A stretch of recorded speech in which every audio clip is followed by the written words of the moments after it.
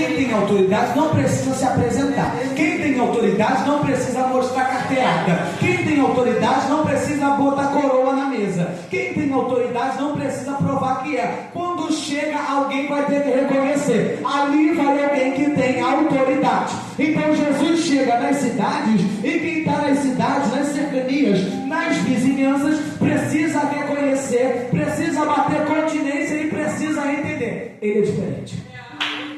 Aleluia! É por isso que Jesus Cristo, um dos seus irmãos em Nazaré, quando ele é rejeitado em Nazaré, por isso que ele declara, foi o próprio Jesus que declarou que um profeta não é bem recebido na sua própria terra. Que quando ele está pregando, as pessoas se maravilham. Só que logo depois de se maravilhar, ele queria matar Jesus. Então cuidado com gente que te elogia o tempo todo. Cuidado com gente que se maravilha contigo o tempo todo. Às vezes o excesso de sorriso e de elogio é para esconder, na verdade, uma desavença do coração. Fique atento, que o Espírito de Deus discernimento para nós nesse tempo. E é bem verdade que nesse capítulo de número 4 de Mateus, quando ele está ali no deserto, Jesus está no deserto, logo depois ele também está pregando em Nazaré, a gente aprende uma outra verdade, que à medida que ele está expondo as Escrituras, o povo que está ouvindo as Escrituras de Jesus, eles vão falar uma seguinte coisa: este que prega, ele prega com autoridade. O problema não era de gente que ensinava, porque tinha escriba para ensinar lei, tinha fariseu para ensinar ritual, tinha saduceu, só que o problema é que tem gente que ensina, mas não ensina com autoridade. Tem gente que prega, mas não prega com autoridade. Tem gente que canta, mas não canta com autoridade. Tem gente que profetiza, mas não tem nem autoridade para profetizar. Tem gente que bota a mão na mesa, mas não tem autoridade para estar sentado na mesa. Tem gente que dirige trabalho, mas não tem autoridade para dirigir trabalho. Tem gente que dirige igreja, mas não tem autoridade para dirigir igreja. Então Jesus Cristo estava fazendo a diferença. Eu tenho autoridade, e a minha autoridade, ela não é demonstrada pelo meu filactério longo. A minha autoridade não é demonstrada pelos meus rituais estendidos. A minha autoridade, ela não é demonstrada por aquilo que eu aparento para a sociedade, para conseguir do coração deles uma afinidade, para conseguir do coração deles um conhecimento, para conseguir do coração deles uma simpatia. Não, muito pelo contrário. Jesus estava dizendo: somente a presença e a convicção da minha identidade vai mostrar a autoridade. Você pode tentar entrar em qualquer lugar, sem identidade você não consegue. E a autoridade de Jesus Cristo, ela estava pautada em sua identidade. Ele sabia quem era. Humildade não é pensar menos de si, muito pelo contrário, é pensar menos em si. É verdade. Humildade não é quem diz: olha, eu não sei, olha, eu não posso. Não, muito pelo contrário, você sabe, você pode, vai passar pelo sim, obviamente, mas você pensa menos em si. Você, apesar de tudo aquilo que você tem, das qualidades que você tem, você pensa menos em si, porque você entende que tem um propósito maior. Porque quando você já tem convicção da identidade, você não precisa ficar deixando ela vir para fora para receber de alguém confirmação. Quem tem identidade tem. Você gostando, eu tenho. Você não gostando, eu tenho. Meu Deus, coisa linda, Jesus! A identidade de Jesus, ela não depende de confirmação de multidão. A identidade e a autoridade de Jesus não depende de confirmação alheia. Então você gostando ou não, eu prego. Tu dando glória, não, eu prego. Tu batendo palma, não, eu prego. Tu rodando, não, eu prego. Porque eu sei quem me chamou. E é por isso que ele fala: eu vim para cumprir a vontade do meu. E esse rei, o rei messiânico, o Messias, o rei dos judeus, o desejado, o profetizado, ele vem quebrar um sistema. Como fora lido na campanha, essa campanha é poderosíssima, irmãos, é muito poderosa. Quando nós vamos estudar o tema, quando nós vamos estudar o contexto, nós podemos perceber, eu louvo a Deus pela vida missionária Angélica, que fez esse convite e teve aí a direção do Espírito de Deus para dirigir esse trabalho dessa campanha, né? Porque esse tema nós sabemos que ele é um tema muito rico. Se nós olharmos a grosso modo, se a gente tirar do contexto, parece que é um versículo que é só para confortar nosso coração, porque a gente está cansado de sobrecarregar, mas muito pelo contrário. Quando nós vamos analisar o contexto, e eu oro para que Deus nesse tempo levante gente que analise contexto, para a gente estar pegando coisas sem contexto, que eu estou nervoso, eu passo mal, eu fico desesperado. Mas graças a essa igreja, a igreja de Bíblia, que toda vez que eu venho aqui eu saio daqui alimentar. E a Bíblia diz, antes do versículo 28, ele fala que Jesus começa a repreender as cidades na qual ele tinha feito muitos milagres. Estou dando uma voltinha só para a gente entender o contexto, mas eu vou chegar onde eu preciso. Jesus passou em Betsaida, passou em Corazim, passou em Cafarnaum, só que não adiantou adiantou ter sinal naquele lugar, não adiantou ter milagre, porque ele fez aquilo tudo, mas o povo continuou de dura serviço. O povo continuou sem entender, porque tem coisa que Jesus faz, manifesta sobrenatural, mas quem é carnal não discerne. Então, quando Jesus chega no ambiente para fazer coisas grandes e ainda tem gente com mente pequena, ele se ausenta, porque ele não vai dar pena para pouco, ele não vai desperdiçar vinho novo e ontem rasgar. Ele não vai desperdiçar novidade de vida, ele não vai desperdiçar um ambiente sobrenatural para a gente que está com a mente pequena. É por isso que o reino de Jesus não é um reino externo, mas um reino interior. O reino de Jesus não vem com imposição nem cobrança de imposto.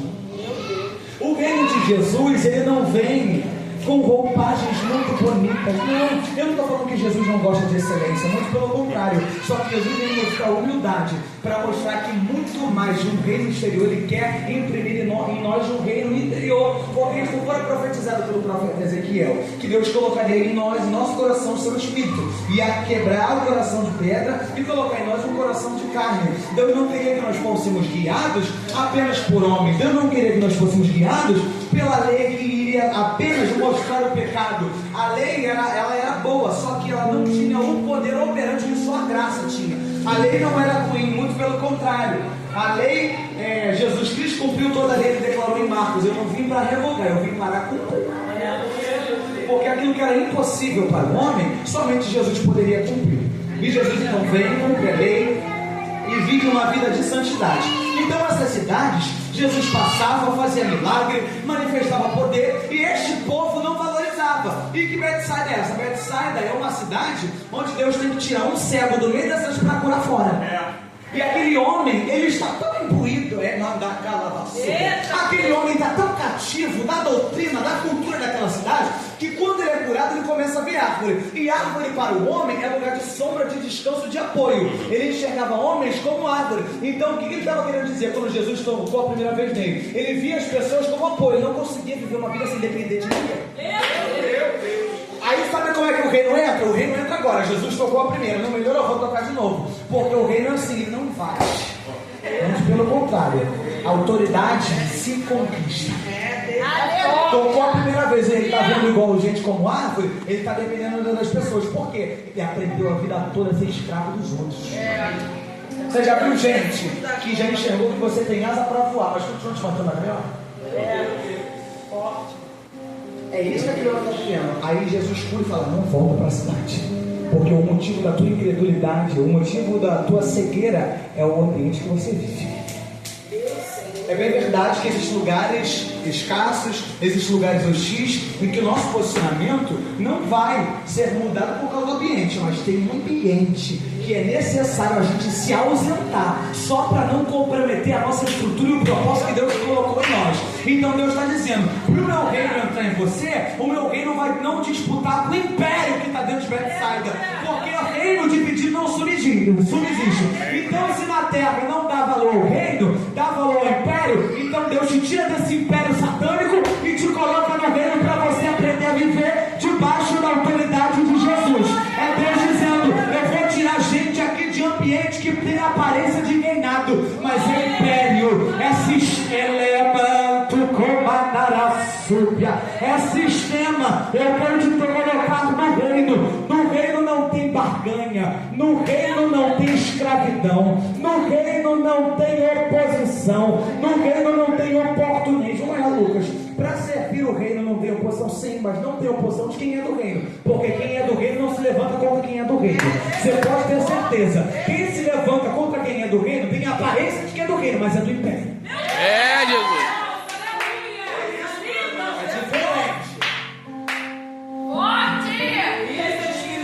É diferente. Tem a aparência de reinado, mas é do império. Tem muita gente disfarçada no meio do reino. Aí a gente fala: ué, estou servindo a obra e a fulano se levantou contra mim.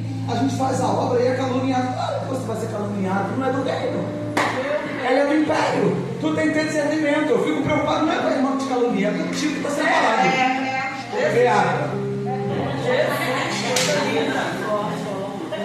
Eu gosto assim. Venham a mim, todos vós que estáis cansados e sobrecarregados. Sobrecarregados no original vai falar sobre uma carga excessiva, carregando coisa que não é para carregar, carregando a lente que suporta. Esse carregando a lente que suporta está matando o propósito. A igreja está aí. Ô glória! Está carregando a lente que suporta. E a Bíblia diz assim: mas toma sobre vós o meu jugo, me dá o de vocês. A Bíblia orienta que quem chega diante de Deus abandonando o cansaço e a sobrecarga recebe alívio, mas só tem descanso quem aprende a viver uma vida de entrega e discipulado. É diferente. Sabe o que é alívio? Você vir para o culto, dar 3 línguas estranhas, 5 marchadas, o irmão botar a mão, tu cair arrebatar, tu volta para casa, sente arrepio, tá bem, mas se você continuar carregando o peso, daqui a pouco não adiantou, só foi alívio. Se você só manter o contato com o dono do reino na porta e não entrou, é porque tu quer alívio. Deus dizendo: não mantenha o contato com gente na porta. Sabe por quê? Quem fica na porta não entra no reino. É bem verdade. Apocalipse fala sobre isso. Está na porta os feiticeiros, os mentirosos, os idólatras, os homossexuais, os que amam, os que praticam mentira. E se está na porta, vai ter só alívio. Não vai ter descanso para a alma. A Bíblia diz: porque eu sou manso e humilde de coração. Por que eles estavam enfrentando uma sobrecarga além do devido? Essa sobrecarga que eles estavam enfrentando era por causa das tradições. Fariseus, saduceus, os herodianos, os escribas, eles estavam enfrentando todos esses tipos de povos naquele tempo, porque aquelas regiões elas estavam sendo dominadas pelo Império Romano. Só que Jesus Cristo, desde o Gênesis, está tentando ensinar para o povo, para a raça humana, que não é sobre ambiente, mas é sobre quem eu decido servir no coração. Lucas, tem contradição que você acabou de dizer? Não, muito pelo contrário. Eu expliquei. Realmente tem ambiente que é hostil e a gente entra para mostrar que nós somos diferentes. A saber Daniel, a saber Sadraque e Mesaque, a saber Esther, a saber tantos outros homens da Bíblia. Mas existem ambientes que não é nem para a gente colocar o pé. Porque eu só posso estar se Jesus está. Se Jesus não chegou, eu não piso. Se Jesus não abrir a porta, eu não passo. Se Jesus não sentar na mesa, eu me retiro na calabandaraça. Deus está dizendo para nós nesta manhã. Deus está abrindo o nosso entendimento para nós nesta manhã. Onde o rei não está sentado, eu não posso tomar postura de príncipe, porque eu sou príncipe de um rei, e de um reino é o reino dos céus. Eu não posso sentar como o apóstolo Paulo declarou na mesa do Senhor e tomar o cálice dos demônios.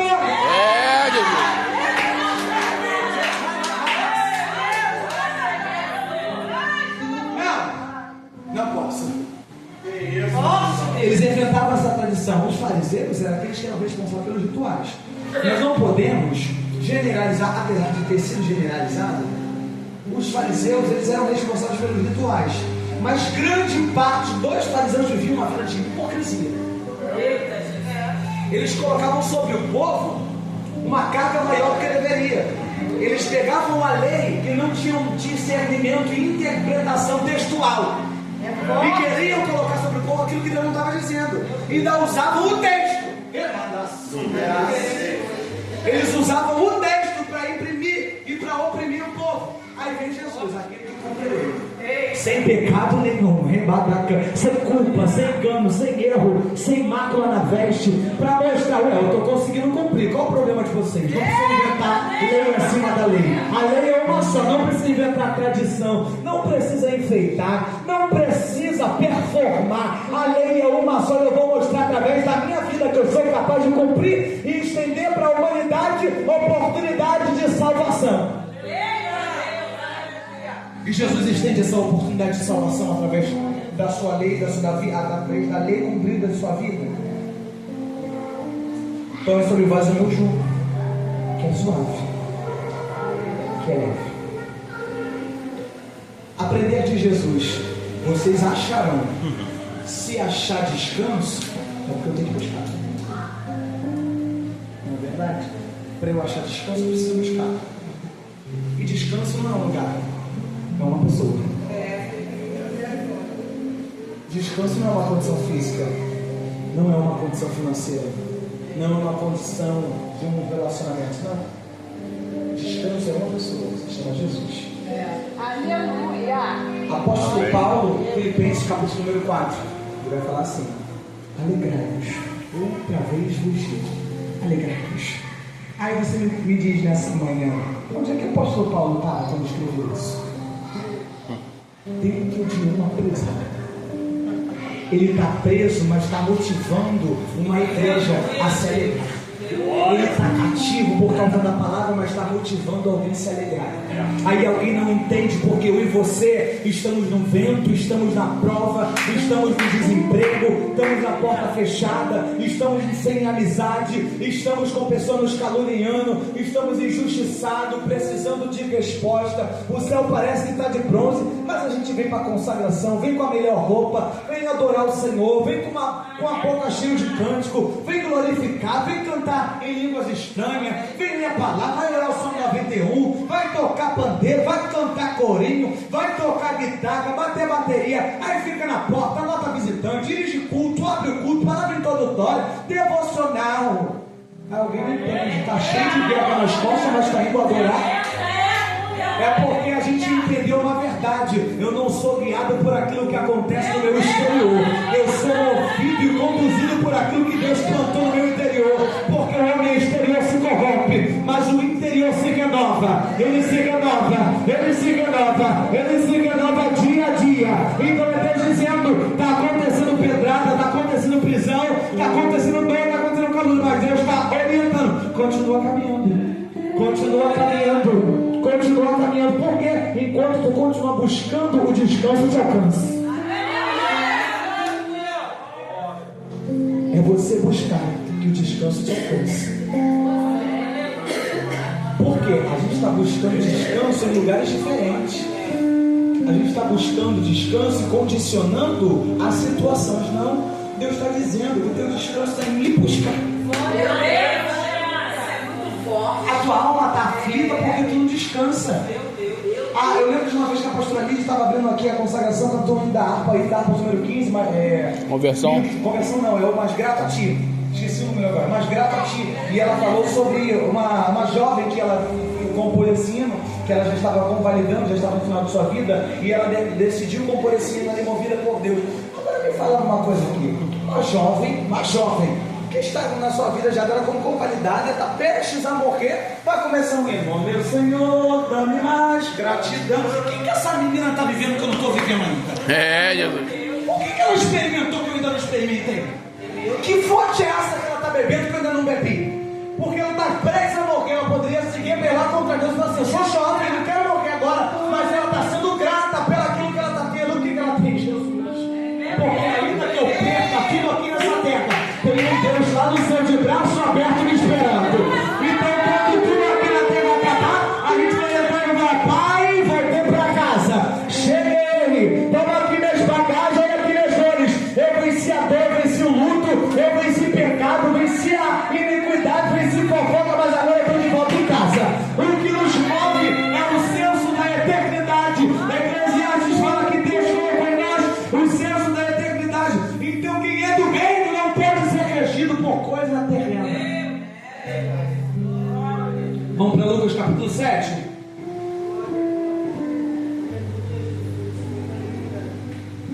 Peço que os irmãos intercedam por mim, eu estou com uma dor de cabeça muito forte. Lucas capítulo 7, 36. Como for lido, a pecadora que ungiu os pés de Jesus diz a minha epígrafe. Essa pecadora que ungiu os pés de Jesus, a gente vai ler no capítulo número 7, que é na cidade de Naim. Sabe o que significa a cidade de Naim? Beleza.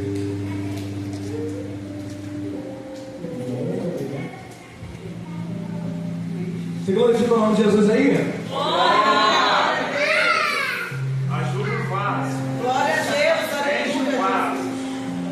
Cidade de Naim significa beleza. Aleluia. E a gente se pergunta: por que beleza? Só que a gente vai entender a história. Inicia o capítulo número 7 declarando sobre a ressurreição do filho da viúva. A Bíblia diz que a cidade da beleza está saindo coisa morta. A cidade da aparência está saindo caixão. A cidade da aparência e da beleza, do estereótipo bonito, está tendo gente que está guiando coisa morta. Mas sabe que é engraçado? Mas ambientes que não estão honrando o propósito que Deus instituiu só permanecem mesmo até Jesus chegar. A Bíblia diz que o milagre acontece quando Jesus chega na porta. Aqui nós temos dois tipos de caravana. A caravana de gente que carrega coisa morta e a caravana de Jesus que carrega milagre. Glória a Deus, aleluia. É o povo saindo da cidade da beleza levando coisa morta, porque não é a primeira vez que tem morte, porque se ele é viúvo, ela acabou de pegar mesmo. E Jesus chegando na porta, outros Jesus se prendem para fazer milagre. Isso aqui é terrível. Jesus está entrando no acesso. Jesus chega no lugar do acesso. Mas por que ele chega no lugar do acesso? Eu estou vendo o que está acontecendo fora, mas eu vim para cá o que está dentro. Meu Deus! A morte está vindo fora, mas ela só está vindo para fora porque está acontecendo morte dentro. Rebaraça. Só tem gente seguindo a morte que está vindo de dentro para fora porque já tem coisa morrendo dentro há muito tempo. Não é a primeira vez que está morrendo gente. Aí nesse capítulo ainda, no capítulo da beleza, vamos falar assim para ser um gatinho na tua alma, você não esquecer essa mensagem? No verso de número 36, um dos fariseus vai chamar Jesus para um banquete em sua casa, um jantar. Só que o evangelho de Lucas, ele é um evangelho poderoso. Verdade. Lucas é médico. Lucas sabe diagnosticar através da visão. Lucas sabe diagnosticar através do visual. Lucas consegue identificar quem está doente, mesmo quem aparenta não está. Porque Lucas é médico. E Lucas escreve isso. Gente, ele está no lindo, porque Lucas escreve para os gregos. Sabe qual era a prioridade dos gregos? Sabe qual era o lema dos gregos? A perfeição acima de tudo. Eles priorizavam a perfeição, a força, a beleza. Não, eles não estavam preocupados com o princípio. Eles se preocupavam em se mostrar forte. Eles estavam preocupados em se mostrar belos. Eles estavam preocupados em se mostrar altivos, em se mostrar altos. Não, mas aqui a gente tem que aprender uma verdade. Jesus não veio para apenas mostrar exterior. Ele veio para transformar interior. Aleluia, Deus. Chega nesse capítulo. Eu disse que um fariseu, ele está comigo, fariseu! Chamou Jesus para um banquete, para um jantar. Entra. A Bíblia diz no versículo de número 37 que uma mulher da cidade pecadora, ela sabendo que Jesus estava na casa dele. Como que ela ficou sabendo? A Bíblia não informa, mas a gente vai conjecturar sem ferir o texto. Você crê se você quiser. Não estou falando que é um princípio bíblico, é uma exposição do pensamento do pregador, ok? Ali ela ficou sabendo. Como que ela ficou sabendo? A notícia correu na cidade. Porque depois que o jovem ressuscitou, se espalhou e muitos creram que estava na cidade. Então como que ela ficou sabendo que Jesus estava ali? Ela ficou sabendo que Jesus pisou na cidade e estava movendo o interior da cidade. Lembra que eu disse que Jesus não queria só tratar o exterior, mas queria tratar o interior? Agora ele vai revelar. Ele não só passou na cidade, pulou e foi embora. Não, ele continua indo. Ele vai pousar em alguns lugares só para tratar. Ele vai pousar só em alguns ambientes só para mostrar que tem tratamento para acontecer. Tem morte que vai ter que transformar em vida. Tem área morta que vai ter que voltar a viver. Está entendendo, meu irmão de blusa de amarelo? Que tem área que vai ter que voltar a viver. Que o homem pode ter sentenciado que morreu, mas é Deus que dá a última palavra. Amém, glória. Alguém pode estar dizendo que tu vai definir. Alguém pode estar dizendo que tu vai ser a vergonha. Da calaço, jorreba, da canto, reba. Alguém pode estar esperando a tua queda. Já pode ter alguém à espreita aí esperando tu sucumbir. Alguém pode estar esperando já tu trazer notícia de morte, de que alguém da tua casa morreu. É, Jesus. Agora está explicando essa dor de cabeça. É pela tua vida. Porque Satanás, teu adversário, está pedindo a tua alma. E não foi oferta pequena não. Não foi oferta pequenininha não. Foi dinheiro gastado. Foi cabeça de bode. Ela dá cala luz de ordenança. Sabe por quê? Porque Deus tem uma obra na tua vida. Porque tu tem um coração servindo. Porque Deus conhece teu coração quando tu coloca as tuas lágrimas lá naquela cozinha. Mas Deus está dizendo, eu quero tratar o interior. Porque alguém pode estar dizendo, tudo que na vida dela já morreu, mas só vai ficar morto até Jesus chegar. Eu determino sobre a tua vida, não é por causa da minha palavra, mas pela palavra de Deus. Deus, que ambientes só ficam mortos até Jesus chegar. E Deus trouxe nessa manhã para entrar na tua Naim, porque tu já viveu muita coisa ruim, tu já viveu e já enfrentou muito luto, já viveu e já enfrentou muita coisa de morte, e Deus está dizendo: eu vou entrar para trazer vida. E nem sempre é luto físico, tem gente que está viva, mas para no teu coração já morreu. Glória a Deus. E Jesus está dizendo: eu vou entrar e eu vou tratar. Eu não quero só mudar a aparência da cidade, eu quero mudar a estrutura dos habitantes. É muito poderoso. Ué, Jesus poderia chegar, movimentar a mão para construir uma cidade mais bonita, bota muro, bota portal, bota isso, bota aquilo, mas não. Isso não sustenta ninguém. Grandes reinos que tinham cidades fortificadas perderam quando o Império da Síria tentou atacar. Porque nunca foi sobre poder bélico, nunca foi sobre aquilo que eu aparento, sempre foi sobre a presença de Jesus. Eu queria que você já pudesse levantar tua mão para adorar. Sabe por que tu chegou até aqui? Foi por causa da presença. Sabe por que tu não morreu? Foi por causa da presença. Sabe por que tu está de pé? Foi por causa da presença. Sabe por que quando tu queria desviar e tu não conseguiu? Foi por causa da presença. Lembra daquele dia que tu entrou no culto e falou assim: é meu último culto, eu vou pedir a carta e vou embora. Aí naquele culto tu chorou, Deus te renovou, Deus lembrou das promessas, Deus lembrou de onde Ele te tirou, e você está aqui hoje. E você está de pé. E Deus está dizendo: você pode não ter aparência de grande, igual muitos homens grandes, mas Deus está querendo te entregar uma senha. Eu conheço o som do coração. Tem muita gente que está com a aparência de grande, mas na minha presença é pequena. Porque tem Saul, pastor Rocha, com coroa na cabeça, mas está atormentado por espírito. Mas tem Davi com cheiro de ovelha que ainda carrega. Eu não sei se tu caiu ou se tu foi em casa. Glória a Deus.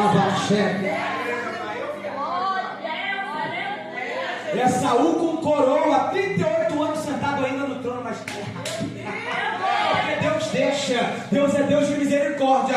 Ué, mas tem gente errada nos altares do Brasil. Por que Deus não tira? É porque Deus ainda está levantando eu e você como pequeno, para quando a gente chegar lá não fazer igual. Glória, glória, glória. Deus deixa o ímpio. Deixa, parece que ele prevaleceu. Deus está dizendo: não, eu estou dando duas oportunidades. Você de aprender e crescer, e ele de aprender e se arrepender. Aleluia. Não desperdiça oportunidade, não. Quer desperdiçar a gente, irmão. Aleluia. Glória a Deus. Vai ver como esse caderno é maluco se fosse dois bolsos, né? A Bíblia diz que chega nesse jantar, a mesa está bonita, tem convidado na festa, só que entra uma mulher intrusa, entra de penetra. Quem já entrou de festa em penetra sabe. Louvado seja o nome do Senhor. Vou nem pedir para tu dar glória, senão vai todo mundo se aprender falta aqui. Aleluia. Aquela mulher entra sem fazer barulho.